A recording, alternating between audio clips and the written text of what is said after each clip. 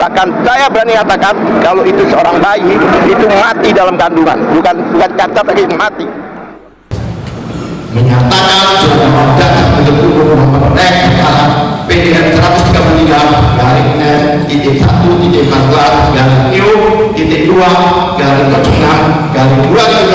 tidak dapat diterima atau need on public farmland karena gugurnya hak menuntut akibat pencabutan pengaduan dan pelanggaran imunitas saksi.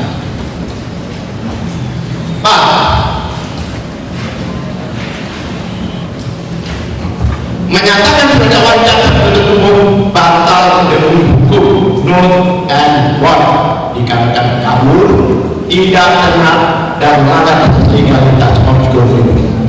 5. Memerintahkan agar pemeriksaan perkara terhadap terdakwa Dr. Ivan Cuma dihentikan. 6. Memulihkan nama baik, kemampuan, kedudukan serta harkat dan martabat terdakwa Dr. Ivan Cuma pada keadaan semula. 7. Membebankan biaya perkara yang timbul kepada negara.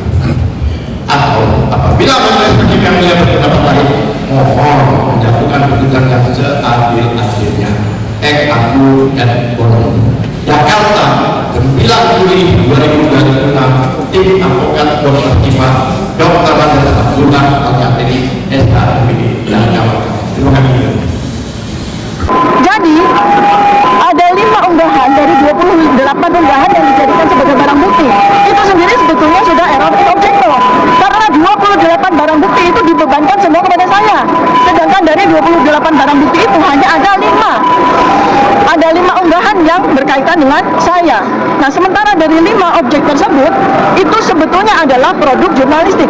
Yang utama adalah sebuah siaran di media sosial, ya, yang berlangsung di gedung MNC, ya, itu dilaporkan sebagai di mana saya melakukan perbuatan yang didakwa dengan pasal 32-35. Padahal itu adalah sebuah produk jurnalistik. Artinya, kalau seorang narasumber seperti Anda, seperti saya, didakwa melakukan pidana atas keterangan yang saya lakukan, maka tentu saja media tersebut, hostnya yang memberikan pertanyaan kepada saya pun juga harus turut didakwa secara pidana. Tetapi Undang-Undang Pers tidak menyatakan demikian. Sebab sebuah produk jurnalistik yang berisikan talk show, ya, atau sebuah tanya jawab itu dilindungi oleh Undang-Undang Pers. Apabila host dan narasumber melakukan sebuah kesalahan, slip of the tongue atau kesalahan pada waktu itu, maka Undang-Undang Pers itu memberikan fasilitas dalam bentuk hak jawab, dalam bentuk sebuah mediasi di dalam koridor Dewan Pers, ya. Jadi ini tidak bisa langsung dibawa kepada pidana. Kalau sampai terjadi seperti ini, maka inilah yang disebut sebagai chilling effect, membuat semua orang takut untuk bicara. Ya, selanjutnya akan diteruskan oleh advokat saya. Silakan. Ya, terima kasih. Saya tambahkan sedikit, ya, karena hari ini adalah perlawanan terhadap dakwaan. Kami belum bicara masalah pokok perkara. Saya katakan tadi, bahkan kami bacakan bahwa perkara ini tidak layak untuk masuk persidangan karena dari awal sudah batal demi hukum.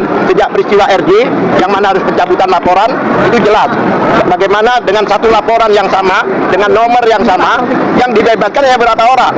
Yang namanya pencabutan laporan itu adalah keseluruhan. Jadi kalau bahkan konsiderannya pun tercabut karena mekanisme di dalam RJ itu sebelum SP3 ada pencabutan laporan yang dengan nomornya yang sama. Kedua, peristiwa Mabes Polri pada waktu Jokowi melaporkan kawan-kawan ini, itu peristiwa di Mabes Polri belum dihentikan penyidikan. Jadi ini sudah melanggar undang-undang PSK, perlindungan saksi dan korban. Belum dihentikan. Kenapa demikian? Laporannya bulan April, 30 April, sedangkan penghentian penyelidikan adalah 22 Mei. Jadi secara undang-undang perlindungan saksi dan korban, maka jika ada laporan lebih dulu, tidak boleh dilaporkan balik sebelum inkrah.